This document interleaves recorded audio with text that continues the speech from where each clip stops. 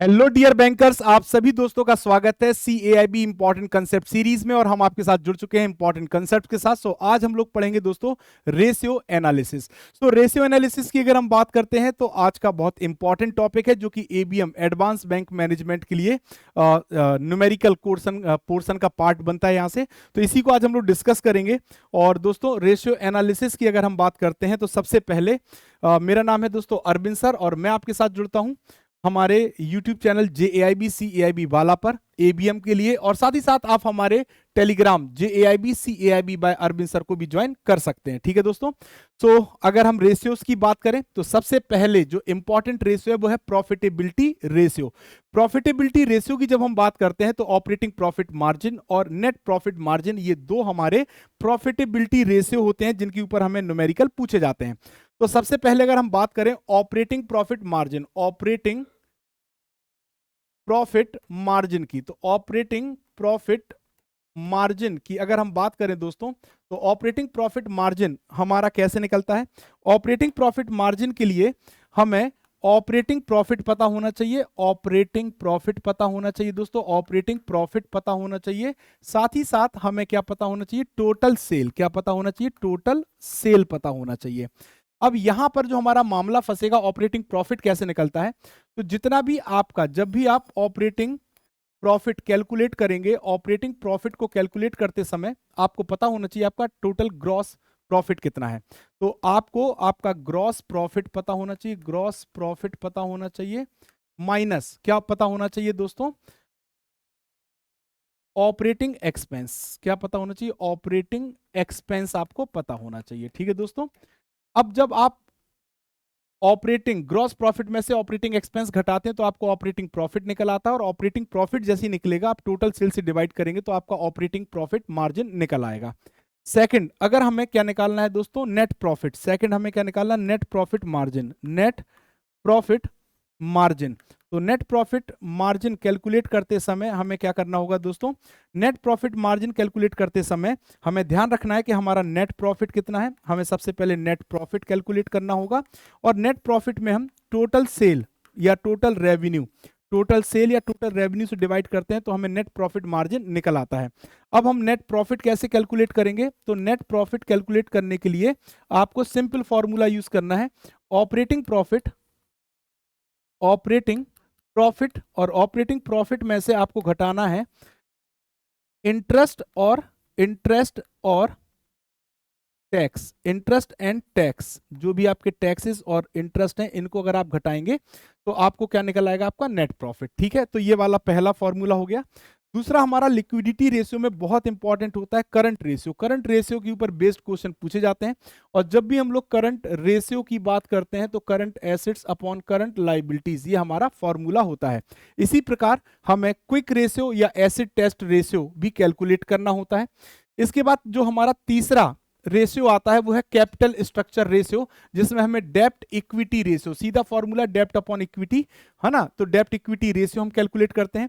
फिर ratios indicating ability to service interest and instalment, यानी जिस बोरोवर ने, फर्म ने आपसे लोन लिया है, क्या वो आपके लोन को रीपेमेंट करने की क्षमता रखता है, तो उसको आप पता करते हैं DSCR से, डेप्ट सर्विस कवरेज रेशियो से। और फिर हम टर्नओवर रेशियो निकालते हैं, जहां पे इन्वेंट्री टर्नओवर रेशियो और डेटर टर्नओवर रेशियो हम कैलकुलेट करते हैं।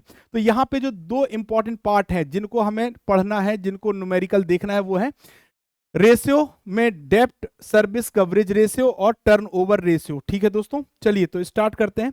सबसे पहले ratio indicating ability to service interest and instalment. ठीक है, तो यहां पे अगर हम बात करें DSCR कैलकुलेट करने के लिए हमारा फॉर्मूला होता है profit after tax plus depreciation plus interest on term loan. ठीक है दोस्तों, interest on term loan upon annual instalment of term loan और इंटरेस्ट ऑन टर्म लोन। तो ये हमारा फॉर्मूला होता है, यानी शॉर्ट में लिखना चाहे तो PAT यानी प्रॉफिट आफ्टर टैक्स, DEP यानी डेप्रिसिएशन, और इंटरेस्ट ऑन टर्म लोन। ठीक है, और इंस्टॉलमेंट प्लस इंटरेस्ट।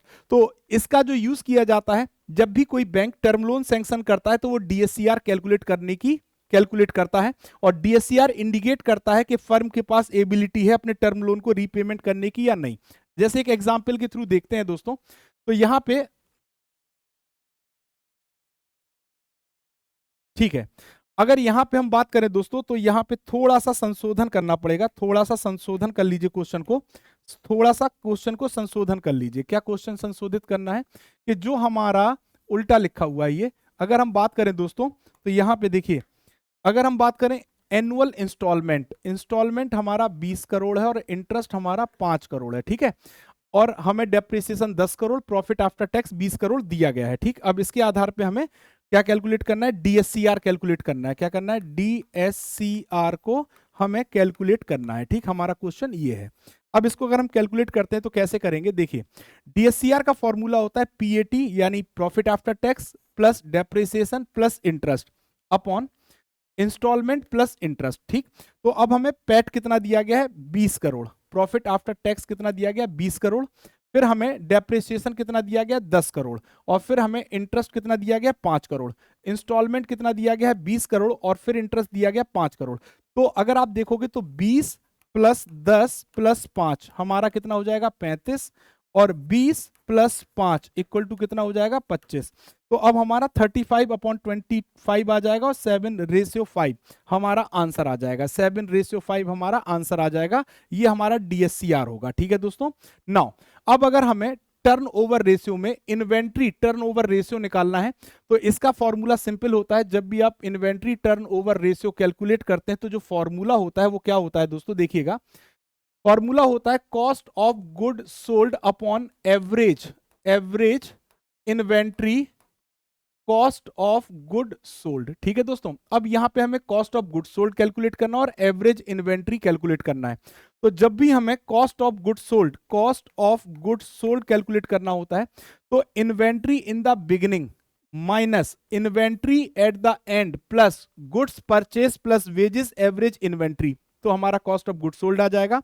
और जब हम एवरेज क्या निकालेंगे, एवरेज इन्वेंट्री अगर कैलकुलेट करेंगे तो inventory in beginning plus inventory at the end divide by 2।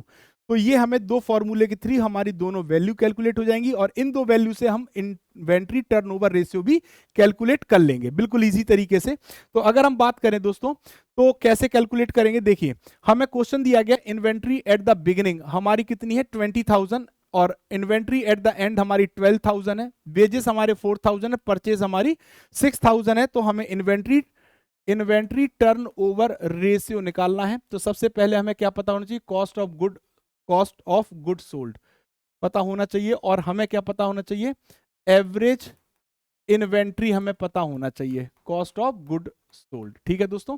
अब सबसे पहले कॉस्ट ऑफ गुड सोल्ड हम निकालेंगे, cost of good sold calculate करेंगे, और इसका फॉर्मूला क्या होता है दोस्तों, कॉस्ट ऑफ गुड सोल्ड का फॉर्मूला होता है inventory at the beginning minus inventory at the end. तो इन्वेंट्री हमारी बिगिनिंग में कितनी है, 20,000, एंड में कितनी है, 12,000, ठीक है, 12,000, प्लस वेजेस हमारे कितने हैं, 4,000, और प्लस परचेज हमारा कितना है, 6,000। अब इसको अगर हम कैलकुलेट करेंगे तो 18,000 हमारा क्या आ जाएगा, कॉस्ट ऑफ गुड सोल्ड, यानी 20 में से 12 गए तो 8 बचा, 8 और 4 12, और 12 और 6 18, ठीक। ये पहली वैल्यू आ गई। अब दूसरी वैल्यू कैलकुलेट करेंगे हम, और दूसरी वैल्यू में हमें क्या कैलकुलेट करना है, एवरेज इन्वेंट्री कैलकुलेट करेंगे। तो बिगिनिंग में इन्वेंट्री हमारी 20,000 थी, एंड में हमारी इन्वेंट्री 12,000 थी, यस और नो, 20 और 12, और इसमें डिवाइड करेंगे 2 का, तो 20 12 32/2 यानी 16,000 हमारी एवरेज इन्वेंट्री हो गई।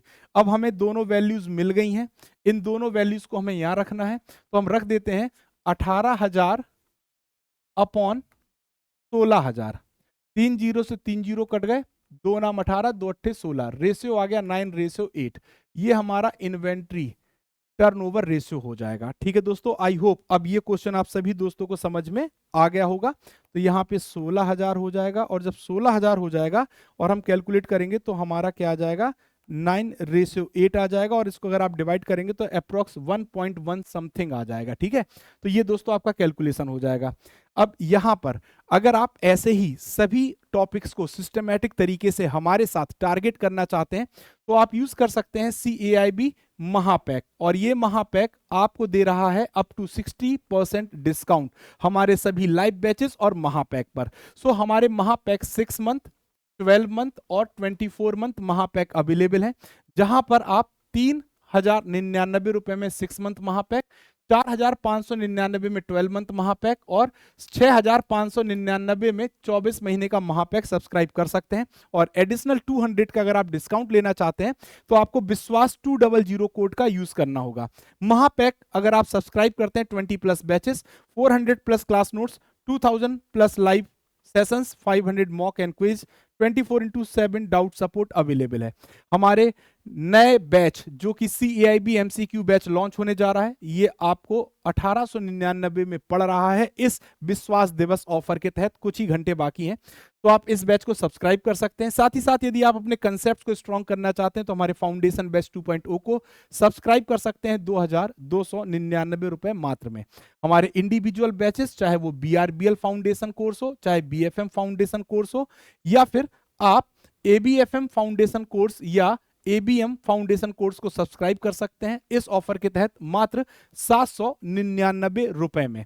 ठीक है दोस्तों, ये फाउंडेशन इंडिविजुअल बैचेस हैं जिनको आप सब्सक्राइब कर सकते हैं। और साथ ही साथ CAIB central banking video course elective paper में और CAIB human resource management elective paper का जो बैच है, वो वीडियो कोर्स है, वो आप 799 में अवेल कर सकते हैं। तो दोस्तों, ये थी आज की हमारी क्लास। आई होप आप सभी दोस्तों को क्लास समझ में आई होगी, आसान थी। और इसके बाद हम लोग मिलेंगे नेक्स्ट इंपॉर्टेंट टॉपिक के साथ। सो आज के लिए बस इतना ही। Thank you very much. Good night, शुभ रात्रि।